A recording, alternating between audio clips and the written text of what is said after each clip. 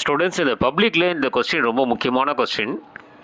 1 மார்க்லேயே கேட்குறாங்கன்னு வச்சுங்களேன். டெக்கான் முறை அப்படிங்கிறது குளோரினை தயாரிக்கக்கூடிய முறை.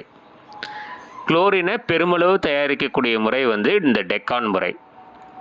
இது எப்படின்னா 4 hydrogen chloride plus O2 அதாவது oxygen in presence of 400 degree Celsius and cuprous chloride Cu2Cl2 முன்னாடி உங்களுக்கு என்ன கிடைக்கும் அப்படின்னு பார்த்தீங்கன்னா 2H2O ப்ளஸ் 2Cl2 இப்போ குளோரின் அப்படிங்கிறது கிடைச்சிடும்.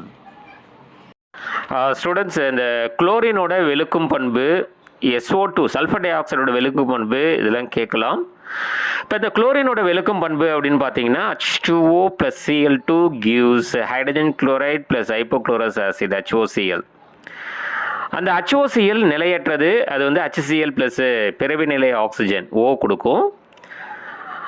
அந்த பிறவிநிலை ஆக்சிஜன் அப்படிங்கிறது நிறமுள்ள பொருளை நம்ம சேர்த்தோம் அப்படின்னு சொன்னால் அந்த நிறமுள்ள பொருள் நிறமற்றதாக மாறிடும். இதுதான் குளோரினோட வெளுக்கும் பண்பு.